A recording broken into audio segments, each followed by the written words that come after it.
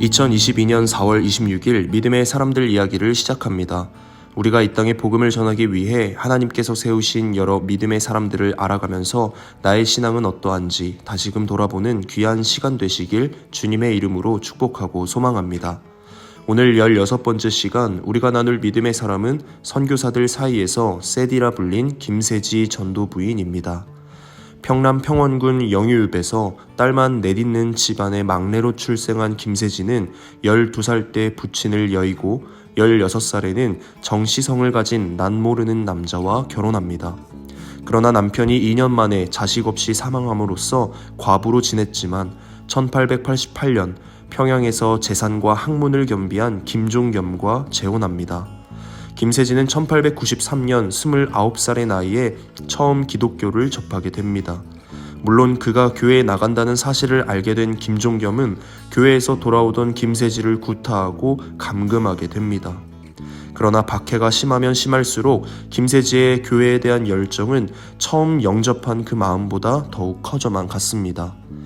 믿음의 열정이 가득한 김세지의 본격적인 신앙생활은 1896년 노블 부인이 평양에 오면서부터 시작됩니다. 노블 부인은 평양에 내려오던 해부터 5일회를 조직하여 여자들에게 언문과 세례문답, 감리교 문답, 그리고 사보금서를 가르쳐 주었습니다. 김세지는 언문 쓰기와 읽는 연습, 그리고 무엇보다 성경 공부를 열심히 하여 1896년 10월 노블 선교사에게 세례를 받고 세디라는 이름을 얻게 됩니다. 김씨 부인에서 김세지라는 이름 있는 존재로 인정받게 된 것입니다. 그리스도를 통해 이름을 얻고 인간된 권리를 되찾은 김세지는 다음과 같이 고백합니다. 오랫동안 이름이 없이 살던 나는 주의 은혜를 힘입어 세례받던 날로부터 여자된 권리의 한 가지를 찾게 되었다. 이로 보면 조선 여자의 해방은 우리 그리스도교로부터 시작되었다고 할 만하다. 참 자유를 누리게 된 김세지는 1897년 11월 노블 부인이 조선에서 처음으로 실시한 여자 사경회와 이후 봄, 가을 두 차례 열리는 대사경회에 빠지지 않고 참석합니다. 그리고 마침내 1899년 노블 부인의 추천으로 미 감리회 여선교회에서 정식으로 전도 부인이 됩니다. 김세지는 전도 부인으로서 매년 2~3천 회의 가정 신방과 기생과 고아와 같은 소외된 계층의 여인들에게 복음을 전하며 나아갑니다. 그는 교회 안에서의 여성 조직의 필요성을 느끼고는 1903년 교회 여성들로 이루어진 보호여회를 조직하고 이 모임을 통해서 여성들의 자기 능력 개발과 조직적인 구제 활동을 펼쳐나가게 됩니다.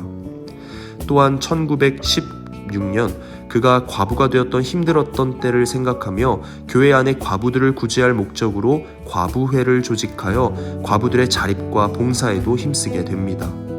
그렇게 삶 속에서 복음을 전한 김세지는 1925년 곧 60세가 되던 해에 전도 부인직에서 은퇴합니다. 그리고는 광성고등학교 교장으로 있던 아들 김득수, 양주산 목사의 부인이 된 딸 김매륜, 변영구 목사의 부인이 된 김반석을 위해 묵묵히 기도하며 보내다가 평안하게 생을 마감하게 됩니다.